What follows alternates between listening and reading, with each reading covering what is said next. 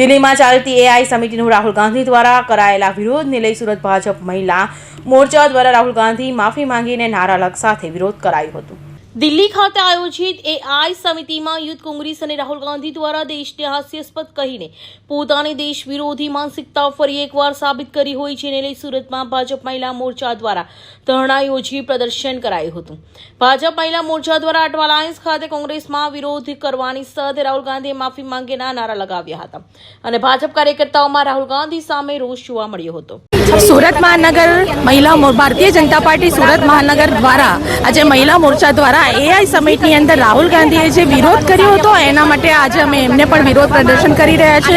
Bharat AI ક્રાંતિનું મજબૂત નેતૃત્વ કરી રહ્યું છે।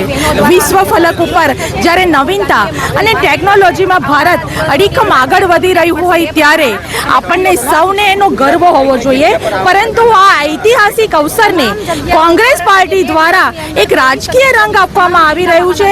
આ ઘટના ખૂબ જ ઘૃણાસ્પદ ઘટના છે। આદરણીય પ્રધાનમંત્રી શ્રી નરેન્દ્ર મોદીજીના નેતૃત્વમાં ભારત એઆઈ ટેકનોલોજીના માધ્યમથી વિશ્વ ફલક ઉપર 360 ડિગ્રી ઉપર આ સતત આગળ વધી રહ્યું હોય ત્યારે આ સમીપના સાક્ષી બનવાનો જે ગર્વ મળ્યું છે એ બદલ भी प्रधानमंत्री जी नो आभार।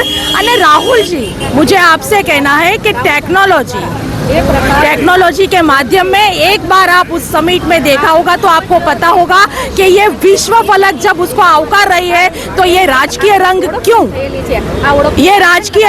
क्यों? इस सवाल का जवाब आप जनता को दे दो, आपको जवाब मिल जाएगा। धन्यवाद।